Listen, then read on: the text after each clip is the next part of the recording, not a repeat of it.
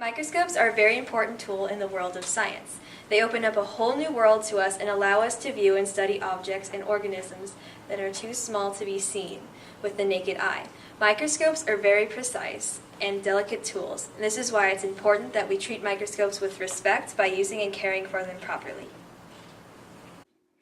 Microscopes were first invented by Zacharias Janssen in the 1590s.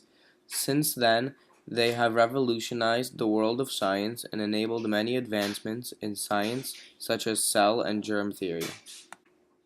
There are many different kinds of microscopes, including compound, electron, scanning probe, digital, stereo, and more. The compound microscope is the type most commonly used, especially by schools and small laboratory setups. The compound light microscope consists of many parts. They stand on a white surface called a base and are supported by an arching beam called the arm.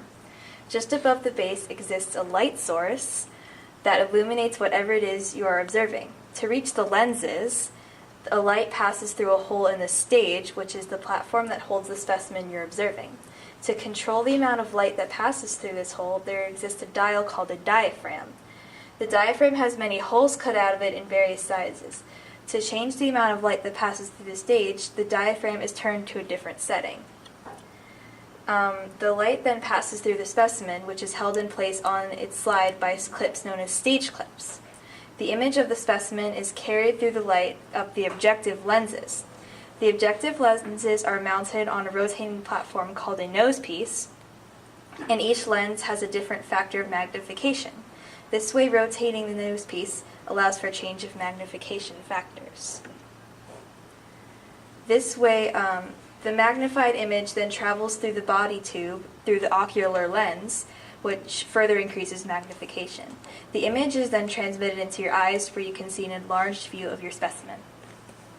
No matter what kind of microscope you're using, you want to make sure to take care of them. Here are a few tips that will help keep your microscope safe. Always carry a microscope with two hands, one on the arm and one on the base. It is important to remember never to touch lenses with fingers. Skin oil is hard to clean off and can damage the lens. Also, use only lens paper to clean lenses, and clean them before and after each use.